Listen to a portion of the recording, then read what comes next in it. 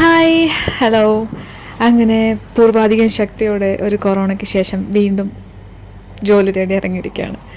14 ദിവസം ക്വാറൻറ്റൈൻ ഇരിക്കേണ്ടി വന്നു. അതിനുശേഷം അതിനിടയ്ക്ക് വിസ റിന്യൂ ചെയ്യണമായിരുന്നു. വിസ തീരുന്ന സമയമായിരുന്നു. അപ്പം എൻ്റെ കൂടെ കൊറോണ പിടിച്ച എൻ്റെ ഫ്രണ്ട് വഴിയാണ്, ഹെൽപ്പോട് കൂടിയാണ് നമ്മൾ റിന്യൂ ചെയ്തത്.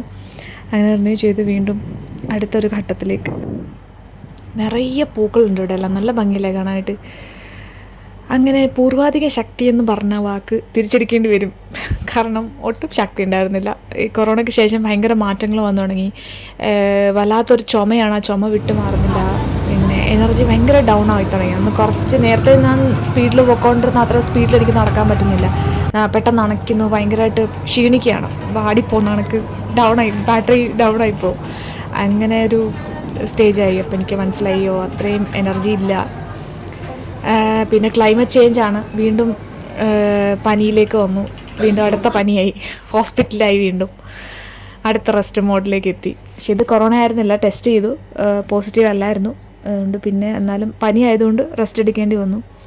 എന്താ അല്ലേ, എന്ത് വന്നാലും ശരി ജോലി ഇല്ലാണ്ട് നാട്ടിലേക്ക് പോകില്ല എന്നുള്ള ഒറ്റ വാശിയിലാണ് ഞാൻ മുന്നോട്ട് പോയിക്കൊണ്ടിരുന്നത്.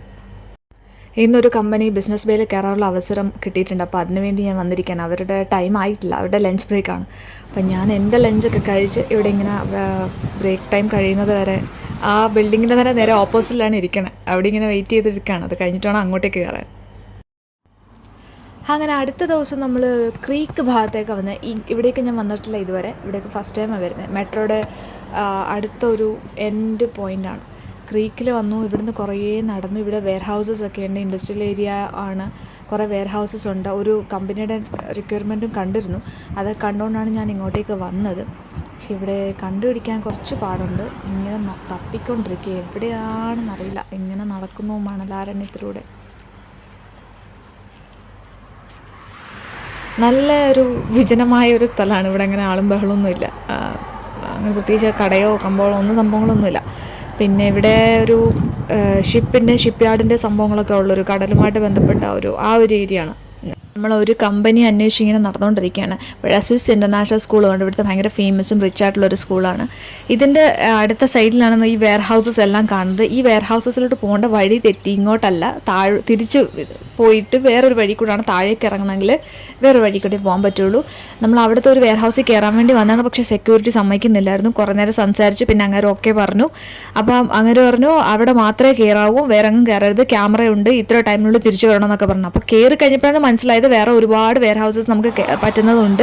പക്ഷേ എങ്ങും കയറാൻ പറ്റില്ല. നമുക്ക് ഒത്തിരി നടക്കാനുണ്ട്. പിന്നെ തിരിച്ചു വരുന്ന വഴിക്ക് ഞാൻ അന്വേഷിച്ചുകൊണ്ടിരുന്ന ഒരു കമ്പനിയുടെ ഇത് കണ്ടു. ഞാൻ സെക്യൂരിറ്റി വെട്ടിച്ച് അവിടെയും കയറി. എന്നിട്ട് പെട്ടെന്ന് ഇറങ്ങിപ്പോയിരുന്നു. അങ്ങനൊരു ചാൻസ് ഉണ്ട്, എന്താണെന്നറിയില്ല, നോക്കാം. ഇങ്ങനെയുള്ള ചില പ്രശ്നങ്ങളുണ്ടാവും. അങ്ങനെ ഇന്നത്തെ യാത്ര കഴിഞ്ഞു.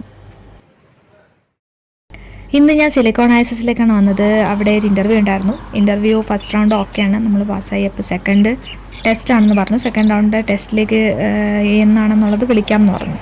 അപ്പോൾ അത് കഴിഞ്ഞ് ഞാൻ ബസ് സ്റ്റോപ്പിലേക്ക് വന്നപ്പോഴാണ് ഈ സ്ഥലം കണ്ടത്. നല്ല രസമുണ്ട് കാണാനായിട്ട്. അവർ ഉണ്ടാക്കി വെച്ചിരിക്കുന്ന ഒരു ഗാർഡൻ പോലെയാണ്. അവിടെ ഒരു റെസിഡൻസ് ഏരിയയും കൂടെയാണ്. അപ്പോൾ അവരും വന്ന് ചില്ലടിക്കുന്ന സ്ഥലമാണെന്ന് തോന്നുന്നു.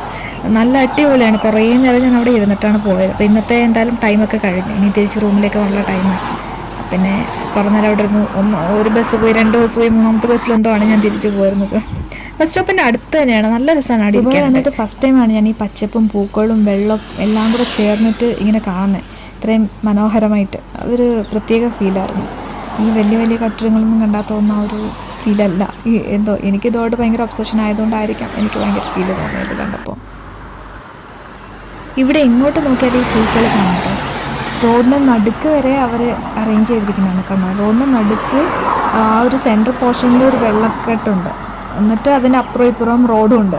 ഭയങ്കര രസമാണ് ഇവിടുത്തെ ചെയ്ത ഈ അറേഞ്ച്മെൻറ്റ്സ് കാണാനായിട്ട്. ഈ സ്റ്റോപ്പിൻ്റെ പേര് ലേക്ക് എന്ന് തന്നെയാണ് കേട്ടോ. സിലിക്കോൺ ഐസസ് ലേക്ക് 1, ലേക്ക് 2 അങ്ങനെയാണ് ഈ സ്റ്റോപ്പിൻ്റെ തന്നെ പേര് വന്നിരിക്കുന്നത്.